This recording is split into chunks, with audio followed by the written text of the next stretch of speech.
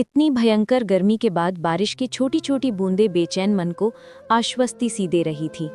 यद्यपि सुनंदा जानती है कि इसके बाद चिपचिपे पसीने का एक नया दौर शुरू होगा, पर उससे क्या।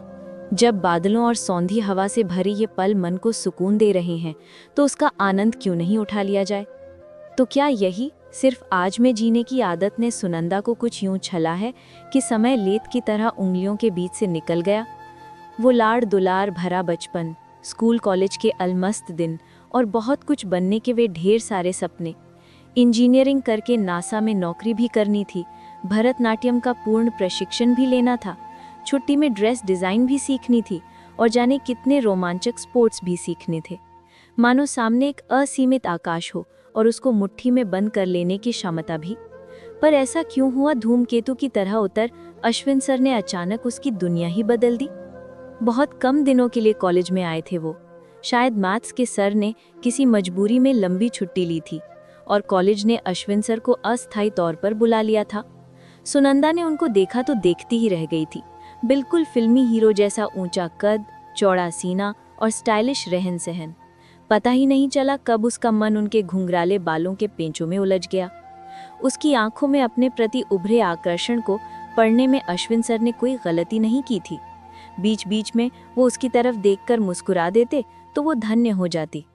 इस लगाव ने उसके समूचे व्यक्तित्व को ही बदल कर रख दिया था कि खिलंडड़ी सुनंदा चुप सी हो गई। इंजीनियरिंग और भरतनाट्यम की जगह अपनी खूबसूरती को संभालने, नए नए फैशनेबल कपड़े की जानकारी और लकदक जीवन शैली ने ले ली। अश्विन का कॉलेज आना तो जल्दी ही बंद हो गया था, पर उन लोगों का मिलना जुलना चलता रहा। भैया को अश्विन बिल्कुल पसंद नहीं आए थे। सुनंदा की जिद पर पापा उनके यहाँ रिश्ता लेकर गए, पर वो तो कोई बात आगे बढ़ाने के बजाय नाखुशी होकर लौट आए। उन्हें ना उस घर का रहन सहन पसंद आया था, न स्तर ही, और उस पर से उनके पिता ने अपने बेरोजगार बेटे के लिए लंबा चौड़ा दहेज मांगकर ताबूत में आखिरी कील ही जड़ दी थी। यूं लाडली बेटी को कुछ भी देने में पापा को कोई परेशानी नहीं थी, पर अगर कोई सिर्फ दहेज की ही बात कर रहा हो तो वो तो सही आदमी नहीं हो सकता ना। पापा ने उसे पास बिठाकर बड़े प्यार से समझाया था। बेमन से ही सही, सुनंदा ने उनकी बात मान भी ली और अश्विन की रट लगानी भी छोड़ दी। पर उसकी समझ में एक बात बिल्कुल नहीं आई कि इस घटना के बाद उसके घर के लोगों को उसकी शादी करने की ऐसी क्या जल्दी पड़ गई कि रतन जैसे लड़के को उसके लिए पसंद कर लाए। चेहरे में ऐसा कुछ नहीं कि दोबारा उस पर नजर डालने का भी मन न करे, और न बातचीत का ही कोई स्टाइल। और उधर मम्मी पापा भैया सब उस पर लट्टू ही हुए जा रहे थे। अगर बड़े सरकारी अफसर थे तो जरा रौबदार ही दिखते। ये भी कोई बात हुई कि पुरानी सी गाड़ी अपने के चलाकर चले आए। उनकी माँ, पिताजी, छोटी बहन, किसी की कोई पर्सनालिटी ही नहीं। सुनंदा को पता था कि रतन जैसे मामूली इंसान को सुनंदा जैसी लड़की 3 जन्म लेने पर भी नहीं मिलेगी, सो उन लोगों को तो उसे पसंद करना ही था। पर वो क्या करे, अगर घर में हर समय रतन की सादगी और अच्छे स्वभाव के चर्चे चलते रहते और ऐसे में उसका आगे बढ़ने का तर्क तक किसी ने नहीं सुना। फिर बाद में जब रोज रात में चुपके चुपके रतन के फोन आने लगे, जिनमें कभी उसकी खूबसूरती की तारीफ होती तो कभी हनीमून के लिए ऊटी की सुंदरता का जिक्र होता, तो उसे भी उनका व्यक्तित्व ठीक ठाक सा ही लगने लगा और उसने स्वयं को वक्त की लहरों के हवाले छोड़ दिया। ब्याह कर ससुराल आई तो घर के सारे लोग सचमुच सीधे और अच्छे लगे। सास ने अपनी नन्ही से दिखने वाली 19 वर्षीय बहू पर ज्यादा जिम्मेदारियां छोड़ना उचित नहीं समझा और रतन दिन भर घर के बाहर ही रहते थे। अतः सुनंदा के पास अपने लिए ढेर सारा समय होता था। शादी को लगभग साल भर बीत चुका होगा जब बाजार में यूं ही अश्विन सर से भेंट हो गई थी। हालचाल पूछते उन्होंने उसका मोबाइल नंबर ले लिया और रोज फोन करने लगे थे। अब जाकर सुनंदा को पता चला था कि गलती तो खुद उसके पापा की ही थी, जिन्होंने भैया की बातों में आकर 2 प्रेम करने वालों को अलग कर दिया। अब क्या करे सुनंदा, अब तो वो चक्रव्यूह में फंस चुकी है। अश्विन जैसा सुदर्शन पुरुष उसके लिए बाहें फैलाए बैठा रहा और वो रतन के साथ बांध दी गई। रतन और उससे संबंधित हर चीज में अब कमी ही कमी नजर आने लगी थी। उधर अश्विन के व्यक्तित्व का आकर्षण, उसकी बातें सिर चढ़कर बोलने लगी। फिर लगा कि भला कब तक 2 नावों में पैर रखकर चलती रहेगी, तो कोई कठोर निर्णय तो उसे लेना ही पड़ेगा। फिर ऊहापोह के उस दौर में लिए गए अपने फैसले के तहत वो उपेक्षित रतन को बिना कुछ कहे एक दिन अश्विन के साथ उनके घर चली आई थी। आज सोचती है तो लगता है कि जिंदगी का वो गलत कदम उसकी नासमझी हो सकती है, पर कुटिलता नहीं, क्योंकि अश्विन सर के बार बार इशारा करने पर भी उसने ना रुपए और गहने लिए थे, ना कोई कीमती सामान। पर्स में 1,500-2,000 रुपयों के साथ वो तो कुछ ऐसे चली आई थी मानो सिनेमा हॉल जाने को निकली हो। अश्विन बहुत नाराज थे। तुम्हें पता है ना कि अभी मेरे पास कोई काम नहीं है, कैसे संभालूंगा तुम्हें? तुम्हारे अपने खर्चों भर पैसे तो तुमको ले आने ही चाहिए थे ना। पर सुनंदा के कोई खर्चे हैं कहाँ? बिल्कुल साधारण तरीके से रह सकती है वो। अब वो भी कोई नौकरी कर लेगी और अपनी पहली तनख्वाह से अश्विन को मोटरसाइकिल गिफ्ट करेगी। उनकी हर सुविधा का ध्यान रखेगी वो, और दुनिया के सामने प्यार की मिसाल होगी उसकी कहानी। पर शुरुआत ही कड़वाहट से हो गई थी। अश्विन शायद उसकी तरह नहीं सोच रहे थे।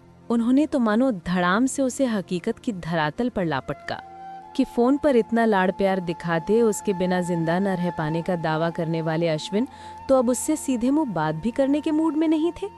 किसी राजकुमारी की तरह पली बढ़ी सुनंदा को अब समझ आया कि वो क्या गलती कर बैठी है। डांट डपट जल्द ही मारपीट में बदल गई और कुछ ही क्षणों में उसने भोग लिया था कि रतन के प्यार दुलार भरे स्पर्श और अश्विन के बलात्कार में क्या फर्क है। अपने पराये का फर्क देख भौंचक्की थी वो। अश्विन चाहते थे कि वो पापा को फोन करके आर्थिक मदद मांगे, पर अब कोई भी दूसरा कदम उठाने से पहले वो जरा थमकर अपनी स्थिति पर सोचना चाहती थी। पापा और भैया से उसे कितना डर भी तो लगता था। ऐसा थोड़े ही न था कि वो फोन करेगी और पापा पैसे लेकर आ जाएंगे। पता नहीं वो अब उससे बात भी करेंगे या नहीं। क्या वो कभी यहाँ से वापस जा सकेगी? उस दिन अचानक पापा को आया देख कितनी खुशी हुई थी उसे, जैसे कि कोई बुरा सपना देखते देखते नींद खुल जाए। अब बस वो यहाँ से जाना चाहती है, उनकी हर बात मानना चाहती है।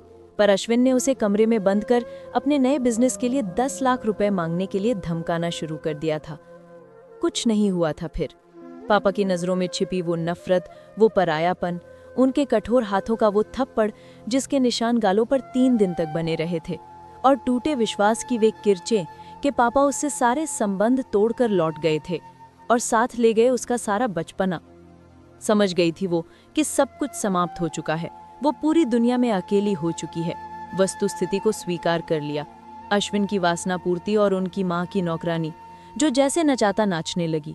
आत्मविश्वास ऐसा टूटा कि दिमाग में ही नहीं आया कि अगर रतन को छोड़ सकती थी तो अश्विन को क्यों नहीं छोड़ पा रही है। या शायद वो एक भयंकर शौक की अवस्था थी। अपराध बोध इतना कि अगर वे लोग उसे कुछ लाख रुपयों के लिए कहीं बेच भी आते तो वो इसी को अपने कर्मों का फल मान बैठती। 6 महीने बीतते बीतते जब वो सूख कर कांटा हो चुकी थी, रंग सांवला और आंखें कोटरों में धंस चुकी थीं, तब एक दिन पता चला कि इस दुनिया में चमत्कार भी होते हैं। उसे तो आज तक नहीं पता कि रतन को इस बात की खबर कैसे मिली कि वो अश्विन के साथ खुश नहीं है। उस दिन अचानक उन्हें सामने पाकर सोचा था कि शायद तलाक के कागजों पर साइन लेने होंगे, पर वे तो पुलिस को साथ लेकर अपनी पत्नी को छुड़ाने और अपहरण, बलात्कार और यंत्रणा देने के जुर्म में उन लोगों को गिरफ्तार कराने आए थे। किसी देवदूत की तरह वो उसे बुरे सपने से बाहर ले आए थे, और एक बार फिर सुनंदा ने स्वयं को समय की लहरों के समक्ष शिथिल छोड़ दिया था। रतन के घर पहुंचकर 2 दिन वो अवश, निढाल, भूखी प्यासी एक कोने में पड़ी रही। फिर धीरे धीरे अपनी स्थिति समझ में आने लगी कि रतन के माता पिता और बहन कोई भी उसे अपने घर में वापस लेने को बिल्कुल भी तैयार नहीं थे। तलाक ले लेने के लिए उन्हें लगातार समझा रहे थे, पर न जाने क्यों रतन बिल्कुल ही चुप रहने लगे थे। उनका गंभीर चेहरा देखकर किसी को कुछ अंदाजे ही नहीं होता था कि वो सोच क्या रहे हैं। पर अगर वो कुछ बोल ही नहीं रहे थे तो घर के बाकी लोगों ने सुनंदा की पूर्ण उपेक्षा का निर्णय ले लिया था। वो भी समझ गई थी कि उसका हाल पूछने उसके मम्मी पापा ही नहीं आए तो यहाँ किसी को क्या पड़ी थी। अगले दिन रतन ऑफिस से लौटकर कमरे में आए और हाथ का बैग एक तरफ रखकर निढाल से कुर्सी पर बैठ गए। रूठी सी नंद भाई के लिए एक प्याला चाय रखकर चली गई थी। सांवला, टूटा और निर्जीव सा चेहरा। कितने बूढ़े दिखने लगे हैं रतन। सुनंदा के मन में उनके लिए ढेर सा प्यार उमड़ा। वही तो जिम्मेदार है इसकी। कितनी बड़ी गलती हो गई है उससे। कुछ देर वैसे ही उनको निहारने के बाद वो धीरे से उठी और उनके पैरों के पास आकर बैठ गई। मेरी गलती माफ करने के लायक नहीं है ना रतन? रतन ने धीरे से आंखें खोली थीं। उफ, कितना दर्द था उन आंखों में। मैं कभी भी तुमको पसंद नहीं था ना सुनंदा? उन्होंने पूछा तो तड़प उठी थी वो। मैंने आपका मोल नहीं समझा रतन जी। जिसके सर पर असली रत्नों का ताज सजा था वो नकली पत्थर तलाशने चल पड़ी थी। मुझे माफ कर दीजिए। पर रतन शायद ये सब कुछ नहीं सुनना चाहते थे, उठकर कमरे से बाहर निकल गए। बाद में यही उन्होंने अपना स्वभाव बना लिया कि सुनंदा या घर का कोई भी सदस्य उनसे कुछ बात करने की कोशिश करता तो वो उठकर चले जाते। सुबह सवेरे ही ऑफिस निकल जाते और लौटने पर घंटों लॉन में टहलते रहते। कोई कुछ कहने समझाने की कोशिश करता तो वो आधी एक रोटी जो मुश्किल से उनके गले से उतरती थी उसे भी छोड़कर हट जाते। उनकी हालत पर सुनंदा जार जार रोती, पर वो तो नजर उठाकर देखते तक नहीं। जिंदगी यूं ही तो नहीं कटेगी। सुनंदा ने सबका दिल जीतने के लिए घर के सारे कामकाज अपने ऊपर लेने की कोशिश की, सभी लोगों से अलग अलग माफी भी मांगी, पर वो क्या करे अगर उससे कोई बात ही नहीं करना चाहता था। कुछ कड़वा कुछ तीखा मुंह से न निकल जाए, ये संभ्रांतता बनाए रखने के लिए कुछ न बोलना ही सबको आसान लगता था शायद। उधर सुनंदा के मन में गहरा डर भी बैठा हुआ था कि पता नहीं कब रतन का मन पिघलेगा और वे घरवालों की बात मानकर किसी अच्छी सी लड़की से शादी कर लेंगे। फिर वो क्या करेगी? एक अजीब सा सन्नाटा सुनंदा के इर्द गिर्द बिखरा पड़ा था। क्या करे वो, कहाँ चली जाए? वो तो रतन से बस इतना कहना चाहती थी कि भले मारें पीटें प्रताड़ित करें, उफ भी नहीं करेगी वो, पर कुछ तो बोलें। तो फिर उन्हीं की खुशी। अगर वे उसे सामने पाकर असहज हो जाते हैं तो उनके सामने पड़ने से बचेगी वो। यही उसकी सजा भी होगी, प्रायश्चित भी। सुनंदा अपना सामान समेटकर घर के बाहर वाले छोटे कमरे में आ गई थी। अगर हर समय गिड़गिड़ाने से माफी नहीं मिलेगी तो इसे समय पर छोड़ना होगा। सोचना ही पड़ेगा कि भविष्य में वो स्वयं को कहाँ पर देखना चाहती है।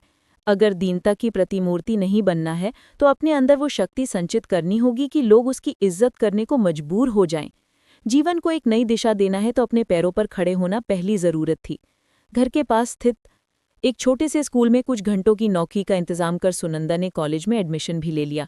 पढ़ाई जो कभी बीच में ही छूट गई थी, पहले उसे ही पूरा करना होगा, शायद तभी आगे सोचना संभव होगा। जीवन एकाएक बहुत व्यस्त हो गया। यथासंभव वो रतन के सामने पड़ने से बचती, पर कभी कभी छुपकर दुख की उस मूर्ति के दर्शन जरूर करती रहती जिसकी दुर्दशा का कारण वो स्वयं थी। उनकी उदास मूर्ति उसे और मेहनत करने को उकसाती। कड़ी मेहनत के उन कई वर्षों के बाद एक दिन ईश्वर उस पर प्रसन्न हो गए। प्रोबेशनरी ऑफिसर की परीक्षा पास कर ली थी उसने और अब जल्द ही किसी बैंक में नौकरी भी मिल जाने वाली थी। कमरे के कोने में रखी उसी कुर्सी पर बैठे थे रतन, जब अपना रिजल्ट उनके हाथों में रखकर वहीं जमीन पर बैठ गई थी वो, मानो उनके बगल में बैठने की हैसियत ही नहीं थी उसकी। खामोशी से कागजों को उलटते पलटते गंभीर आवाज में बोले थे वो, मैं तुम्हारे भविष्य के लिए परेशान था, पर अच्छा है कि तुम अपने पैरों पर खड़ी हो सकती हो। अब मैं बिना किसी परेशानी के तुमको अपनी पसंद का जीवन साथी चुनने की सलाह दे सकता हूँ। चौंक उठी थी वो, तो क्या पहले उसको विदा करके तब अपने लिए सोचने वाले हैं वो? पर जो भी हो, वो किसी बात की शिकायत करने की स्थिति में तो है नहीं। मेरी पसंद की बात अब छोड़िए रतन जी, उसे तो अपनी नादानी से खो दिया है मैंने। पर मेरी वजह से आप कब तक ये शापित जीवन जिएंगे? सबकी बात मान क्यों नहीं लेते आप? धीमी आवाज में सुनंदा ने पूछा। तो खोए खोए से रतन कहने लगे, एक दिन मैं इतना स्वार्थी हो गया कि तुमसे तुम्हारी पसंद पूछे बिना ही ब्याह लाया था तुम्हें। पर अब तुम जिसको चाहो मैं तुम्हारी मदद करूंगा। तुम्हारा ये उतरा चेहरा मुझसे नहीं देखा जाता, तुम्हें खुश रखने को मैं कुछ भी कर सकता हूँ सुनंदा। जानती है वो, पता है उसको, मूर्ख तो हो थी जो ऐसा अथाह प्यार अपने आंचल में समेटकर भी खुद को असहाय समझती रही थी। पर अब अपने इस प्राप्य को संभाल कर रखना उसे आता है। आत्मविश्वास से ओतप्रोत सुनंदा उठी, हाथ पकड़कर रतन को उठाया और सास